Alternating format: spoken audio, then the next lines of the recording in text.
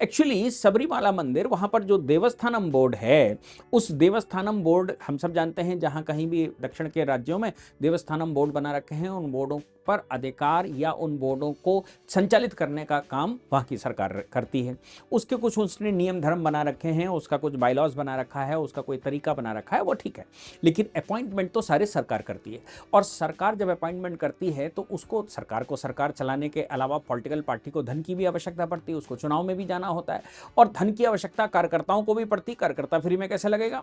ये तो केवल एक भारतीय जनता पार्टी ऐसी है जो अपने कार्यकर्ताओं को पूछती नहीं है, उनको अपॉइंटमेंट वगैरह में ज्यादा ध्यान नहीं देती। लेकिन बाकी सभी पॉलिटिकल पार्टी अपने कार्यकर्ताओं को रिच बनाती हैं, पॉलिटिकल पार्टियां अपने कार्यकर्ताओं को मजबूती देती हैं, अच्छी पोस्टें देती हैं, धन कमाती, और वही धन फिर चुनाव में इस्तेमाल होता है। अब वो धन अपने पास सरकार के मुखिया रखें या फिर वो धन किसी और के पास रखा जाए। आपको याद होगा कि केरल सरकार में ही वो जो सोना इंपोर्ट का मामला भी आया था, उनकी पर्सनल सेक्रेटरी, और ये वो सोना इंपोर्ट का मामला भी केरल का ही था। और केरल का ही दूसरा मामला, जो सबरीमाला का मामला शुरू हुआ, वो लगता तो बहुत छोटा सा था कि भाई यहां से शुरू हुआ, बस इतना ही सा है। लेकिन जब उसकी खेल खुले, हाईकोर्ट ने जब ऑर्डर किए, उस पर इन्वेस्टिगेशन हुए, एसआईटी आई, और उसके बाद ईडी को एंट्री मारनी पड़ी, और ईडी ने जो ऑब्जेक्ट बनाया, ईसीआईआर रिपोर्ट जो उन्होंने तैयार की है, ऐसा कहते हैं, हालांकि वो कॉन्फिडेंशियल होती है, लेकिन उसने जो इन्वेस्टिगेशन करना शुरू किया है और वहां के सूत्रों से जो बातें निकल कर आई हैं, उससे लगता है कि अब केरल सरकार बहुत बुरी फंसने वाली है। और अब उसका हाल, मतलब या तो वो ममता के स्तर पर जाकर काम करने लगे या फिर वो फंस जाएंगे। हालांकि वो उसके छापे जो हैं वो तमिलनाडु में भी हुए हैं, उसके छापे केरला में भी हुए हैं, कुछ गिरफ्तारियां भी हुई हैं, और जो एलिगेशन है उनको समझते हैं। हुआ क्या कि सबरीमाला मंदिर की जो देवस्थानम बोर्ड है, वो त्रावणकोर देवस्थानम बोर्ड, जिसको त्रावणकोर देवस्थानम बोर्ड के TDB कहते हैं, उसकी ऑडिट होती है। सरकारी एजेंसी है, मतलब सरकार उसको मैनेज करती है, तो ऑडिट करता है। ऑडिट होते समय उसका एक पेट्रोल पंप है अपना, वो बोर्ड चलाता है पेट्रोल पंप। उस पेट्रोल पंप में 40 लाख रुपए कम पाए गए। 40 लाख रुपए जब कम पाए गए तो भाई हड़कंप होना स्वाभाविक था। पेट्रोल पंप चल रहा है, 40 लाख रुपए गया कहाँ? अब जो कर्मचारी काम करते हैं, जो अधिकारी काम करते हैं, जो उसको मैनेज करते हैं, जो उसको सब करते हैं, सबके ऊपर एलिगेशन लगने स्वाभाविक थे। मामला पहुंचते पहुंचते हाईकोर्ट पहुंच गया। हाईकोर्ट ने कहा कि भाई ये जो कैश का तो मामला है, लेकिन सोना जहां रखा हुआ है, जो मंदिर का अपना सोना है, वो सोना भी ये संभव है कि उसमें कुछ घालमेल किया गया हो। उस पर ऑडिट बिठा दिया। उस पर जब ऑडिट बैठाया तो ऑडिट करने वालों ने ये कहा कि भाई ये तो ओरिजिनल सोने की प्लेटें नहीं हैं, और ओरिजिनल सोने की प्लेटों के ऊपर दूसरी चमकीली धातुओं की प्लेटें लगाई गई हैं। ये यहां से निकल के, चूंकि होता क्या है कि जो सोने, दरवाजा सोने का बना हुआ है, या जो बाहर मूर्तियां द्वारपाल बने हैं वो सोने के बने हुए, उन पर कवच चढ़ाए जाते हैं। मतलब मूर्ति किसी और की होती है, उस पर कवच चढ़ाया जाता है, प्लेट चढ़ाई जाती है। और वो ऐसा नहीं है कि वो 100-200 ग्राम की होती है, वो कुंटलों के हिसाब से होती, किलो के हिसाब से होती। और इसके अतिरिक्त भगवान अयप्पा का अपना कवच है। अब ये सारी चीजें भगवान अयप्पा के मंदिर में हैं।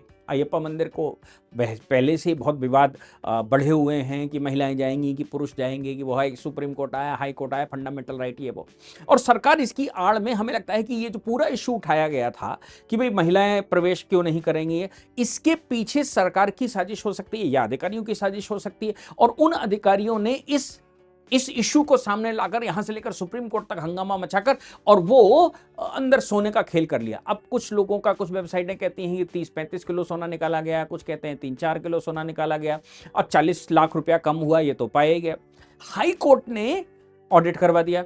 ऑडिट में पता लगा कि नहीं साहब, जो प्लेटें हैं वो गड़बड़ है। अंदर जो कवच है भगवान का, वो कवच भी 6 साल में एक बार ही निकलता है, लेकिन उसमें भी घालमेल है। उसके अतिरिक्त जो बाहर दरवान खड़े हुए हैं मंदिर के बाहर सोने के, उनमें भी गड़बड़ है, और दरवाजे में भी गड़बड़, उसकी प्लेटें गायब है। होता क्या है कि मंदिर की जो रख रखाव होता है उसमें प्लेटें निकाली जाती हैं, साफ करवाई जाती हैं, उनको शाइन करवाया जाता है ताकि वो चमकती रहें, शाइन करवाया जाता है, और ऐसे करके उसकी सफाई होती है। अब वो बोर्ड के सदस्य ही उस पर कोई निर्णय लेते हैं, बोर्ड का चेयरमैन निर्णय लेता है, या जो भी वहाँ अधिकारी होते हैं उनका निर्णय होता है। और अधिकारियों की नियुक्तियां जो होती हैं वो राज्य सरकार करती है। राज्य सरकार, जो वहाँ भारतीय जनता पार्टी एलिगेशन लगा रही, के सुरेंद्रन वहाँ के प्रदेश अध्यक्ष हैं, उन्होंने जो आरोप लगाए, उन्होंने कहा कि जो अधिकारी अपॉइंट किए गए सीएमओ में, उनके रिश्तेदार हैं, वो सीएमओ से कनेक्टेड हैं और ये पार्टी के कैडर कार्यकर्ता यहां अपॉइंट किए गए थे सीपीआईएम के, और कैडर कार्यकर्ताओं को यहां अपॉइंट करके ये सब करवाया गया। मुख्यमंत्री भी उसमें इन्वॉल्व हो सकते हैं। और सोने का खेल तो हमने जैसे कहा कि वो तो इंपोर्ट वाला खेल भी केरल का ही था। तो यहां जब हाई कोर्ट ने इन्वेस्टिगेशन करवाया तो ये रिपोर्ट आई। इसके बाद जब एसआईटी जो बिठाई गई थी, स्पेशल इन्वेस्टिगेशन टीम, उसने क्या किया कि भाई इसको क्रॉस वेरीफाई कैसे किया। सोना कम है, वजन में कम है, वो तो बात समझ में आती है, दिखती है भाई, तौल तौल ताल के देख लो। लेकिन क्या सोने में भी मिलावट, क्या उन प्लेटों में मिलावट करी गई?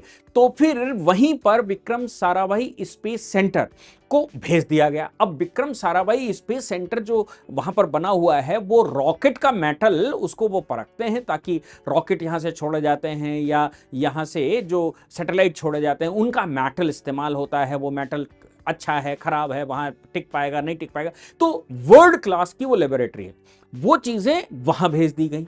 जब वहां भेजी गई तो उन्होंने अपनी रिपोर्ट आज लगा दी, और रिपोर्ट लगाते हुए उस रिपोर्ट में उन्होंने कहा कि देखो भाई, ये जो इसमें से सोना निकाला गया है, ये पारंपरिक रूप से घिस के नहीं निकला, इसको वहां से उतारा गया है। दूसरी बात यह है कि इसमें जो शाइनिंग एलॉय हैं वो मिलाए गए हैं, और शाइनिंग एलॉय मिलाने के अलावा उसमें जो पुराने लेड और बाकी चीजों के जो निशान होते थे वो शाइनिंग के लिए, वो सब हटा दिए गए हैं, और इसमें बड़ा घोलमाल हुआ है। मामला तो भाई एसआईटी के सामने, एसआईटी को दे दिया, एसआईटी ने हाई कोर्ट लगा दिया। हाई कोर्ट को बिल्कुल माथा चकरा गया, 2 जजेस की बेंच थी। इतना हो गया, ठीक है भाई, सब चीजें सामने आ गई। हालांकि हाई कोर्ट ने अभी आदेश दिया। हाई कोर्ट ने कहा कि भाई पूरे मंदिर में जितना संपत्ति है वो सारी संपत्ति का हिसाब किताब लगाओ। इसके अतिरिक्त जरा चेक करके बताओ कि भाई संपत्ति जो चढ़ावा होता है, वो होता है, ये होता है, सोना जमा होता है, कहाँ होता है, कैसा होता है, पेट्रोल पंप पे कैसा आता है, बाकी मैनेजमेंट कैसे चलता है, और उसका धन कहाँ इकट्ठा होता है। और फिर आदेश दिया कि इसको डिजिटलाइज करिए। हाई कोर्ट ने आदेश दिया इसको डिजिटलाइज करिए, सारे अकाउंट डिजिटलाइज होने चाहिए, और इसके साथ बायोमेट्रिक होने चाहिए। जहां कहीं भी वो सोना रखा जाता है, एंट्री जो मुख्य अधिकारियों की एंट्री है, जिनके कस्टडी में ये रहता है, जहां वो स्टॉक रूम बना रखा है या फिर कुछ विशेष तिजोरियां बना रखी हैं, उन पे लॉकर होने चाहिए, और लॉकर बायोमेट्रिक होने चाहिए, ताकि कोई और उसको खोल ना सके। जो व्यक्ति है वो व्यक्ति ही खोल सके, ताकि उसकी रिस्पॉन्सिबिलिटी तय की जाए। इतने आदेश आज हाईकोर्ट ने कर दिए।